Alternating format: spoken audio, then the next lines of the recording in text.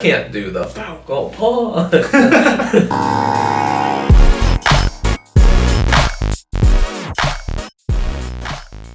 Hey everybody, we are back, and we are Random Fanatics, here for a second installment in our two-part weekly series. We go through sports talk and pop culture and cinema.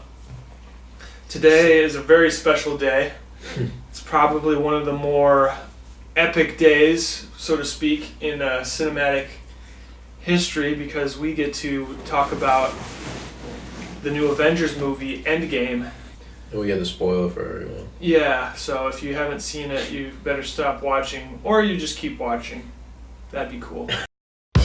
We're pretty stoked about this because it's kind of an end to an era of movies. They said there were over 22 films leading up to this one. Yep, now it's gone. Yeah, it's gone. How do you feel about that? I mean, they're still gonna. I think they're still making their some other separate ones. I think because didn't they confirm like Black Panther 2? Oh yeah, they're another Guardians of the Galaxy. Without question, new Spider-Man. So I mean, it's not. It was kind of sad to see, like the whole the regulars like Iron Man and Captain America. And those ones are probably gonna be done for a while, but. It's kind of sad. I wasn't one of those people who was just bawling their eyes out, but it was sad. Oh, okay. You got some. You caught some feels during the film. I did. I'm not ashamed to say that I did catch some feels. Overall, what was your experience there in the cinema, dude?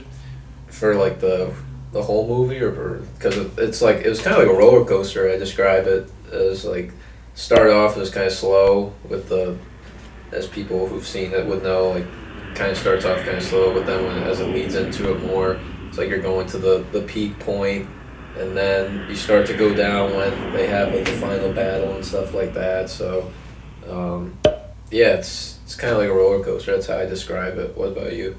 Yeah, I mean I actually got to see it twice, but the first time I went and saw it, I was there with tons of people that were probably, just as excited or probably way more excited than me. And there were tons of, cheering when the movie started, and like throughout it, there were people like cheering and freaking out, oohs and ahs. You saw it opening night though, right? So we saw it, yeah. Yeah, so the real ones were there to watch it. Oh man, yeah, it was pretty intense. Tons of people, like we had to fight to get our seats, like weeks in advance. We had a very dedicated friend that wanted to make sure we all got to see it in 3D even, so I thought that was cool. A lot of stuff flying at you while you're watching. So. Was it actual 3D or was it kind of like the... It was IMAX. Okay, yeah, gotcha. Because there are some of the 3D theaters that say they're 3D, but that's really just gives you a headache. It's just kind of like, I don't know how to describe it. It's almost just like a weird vibe of the screen. Like it doesn't actually pop out at you. What about the second time you saw it? The second time was hours after the first time, and I was struggling to like stay awake. But I still really liked some stuff, and some stuff stuck out to me. The second time that I went through, like you found stuff that you didn't see the first time. Yeah, a few more Easter eggs in there that I had kind of figured out. Watching it again. What kind of Easter eggs did you see? So first of all, you talked a little bit about potential movies moving forward. I mean, we kind of saw one in Guardians of the Galaxy, right at the very end. Yeah, with Thor. Yeah. Yep. But you saw that like on his screen, he was like looking for Gamora. He was like searching for her. So I think that probably factors into the majority of the story. Oh, for the next Guardians of the Galaxy. Next Guardians of the Galaxy. Because, this Gamora is not the same one, which is really weird. It's not. Unfortunately, it's not. She has no recollection of Star-Lord. Does not know about any of the romance that they had or any of the adventures that they went on. So he's got to essentially start over with her, and try to make things work again. Well, she kind of knew that they were together because in the part like where she kicks his balls after she turns to her sister and he's like, "Oh, I was with this guy." Like yeah, but she's obviously unimpressed. Yeah, you had the choice between him and the tree. Yeah. Can you imagine her dating Groot? No. It'd be an interesting relationship dynamic. Yeah, exactly. Well, I mean, you could date a raccoon, I guess, right? He's not spoken for, is he? You could date a raccoon. Yeah. So she technically had 3 options. Yeah. Okay. Yeah. Well, 4 Drax too. Yeah, but Drax has kind of a love interest already, right? With the antenna girl, as they called her. The antenna girl. The antenna. Anyway, moving on from Guardians of the Galaxy relationships or potential relationships. Or potential films. Yeah, or what did you think about the ending that they had for it? I mean, pretty much what hardcore Marvel fans were looking for, right? Like, I think people knew that it was ending, so what they wanted most was some closure, right? Yeah. I mean, I'm not a hardcore Marvel fan, so I wouldn't really know. Yeah, I think people wanted closure, and I think that's what you get at the end of the movie, right? Yeah. What if they would have just cut it right after the battle scene, and then just didn't show anything after that? What if they just would have cut it then? Oh, there'd be angry people. It's over 3 hours, and it kind of gave me some. And it wasn't quite like this, but I remember years ago I watched The Dark Knight in the movie theater, and I thought that movie ended like 4 times before it actually ended. Like there were spots in the movie where like, I thought it was over, and then they kept going. Yeah. Speaking of things that would make Marvel fans mad, DC. This one I didn't really feel that. Like I definitely was engaged for the entire film. Because I kind of wanted to see it all end, but mostly because I feel like I've been classically conditioned with Marvel films because they like are always saving stuff. Yeah, that's true. So people, like especially the fans, like don't leave until the credits are over, like until they've seen it all, until basically the theater kicks them out. Yeah, speaking of that, so I was going to ask you about that.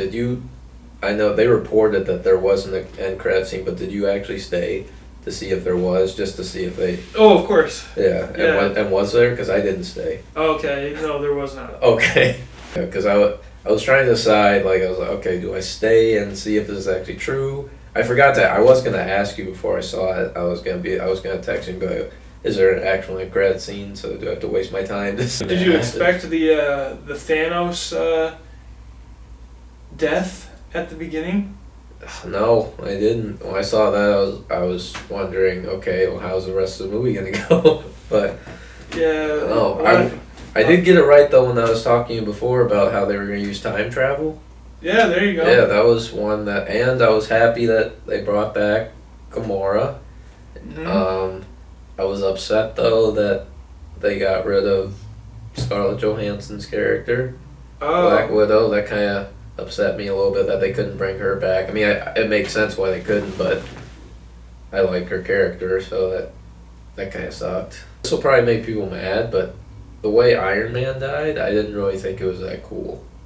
Oh, okay. Like him just holding the gauntlet and then he just They definitely gave him stuff though, like he wound up with a family, wound up with the person he was supposed to be with. Yeah, you know? And she had the armor. Yeah, like him. Yeah, she got to be an Iron Woman. I think her name's Rescue. I think they call her Rescue. Oh, okay. Well, in the comics at least. I mean, I'm not the whiz on it, but I've heard. Right. And then it looks like they were hinting at the daughter potentially becoming. Yeah. You know. Yeah, you never know. An iron individual. An iron individual. Iron Kid. Iron Kid. Iron Man, Iron Woman, Iron Kid. Everybody gets to be an iron person. Everyone. I actually like though at the end, even though he's not the most popular character of people, Captain America when he went back in time, became old. And then I love at the end where he gives a shield to Sam, aka Falcon. I like that because it shows, kind of remind me of when they had the whole dispute of who's going to be like Spider-Man, whether it's Donald Glover or Tom Holland, and people were like, oh, there can't be a black Spider-Man. Mm-hmm. Well, that just shows like, oh, hey, if Captain America can pass the torch to an African American guy, then hey, you can, anything's possible. Would they call him Captain Falcon? No, it's taking it from Nintendo. You can't do that. But he was already Falcon. Yeah, but you can't take that name from Nintendo. Yeah. Another thing that I think they did really well in this movie is that every character, like, contributed. Yeah. You know, like even the goofy ones, like Ant-Man, like, Yeah. you know, was indispensable. Even the rat that like got Ant-Man like out of out of the prison, you know, he was important. Yeah, I was wondering how they were gonna do that, and that was a funny way of getting him out of there. What do you think about the Hulk with his new form? Oh, like the Professor Hulk. Yeah. They kind of neutered the Hulk a little bit. You know? Yeah, that's a good way to put it. Yeah. He's no longer this like super like manic, crazy, strong guy that will just, you know, beat the snot out of everything that he sees. But That and the Fat Thor. I don't know I don't know how I felt about that either. That was an interesting choice. They had to make Thor more of a person and make him look like the dude from The Big Lebowski. Oh yeah, that's why they called him that in the movie. The last thing I want to mention is the character of Nebula, Right. Gamora's sister. That was her storyline throughout the movie was pretty crazy to me. Like her. Yeah, she's integral to. Yeah, which she hadn't really been too integral in the early movies. She's kind of a key piece for both sides of the conflict, right? Yeah, I think she's like low key, like the thing that kept the two sides like in that conflict. Like she plays, well, she doesn't play double agent, but like her past self gets messed up with her future self which is interesting. I guess because she's a robot that it triggered like that, but. Yeah, I thought that was crazy.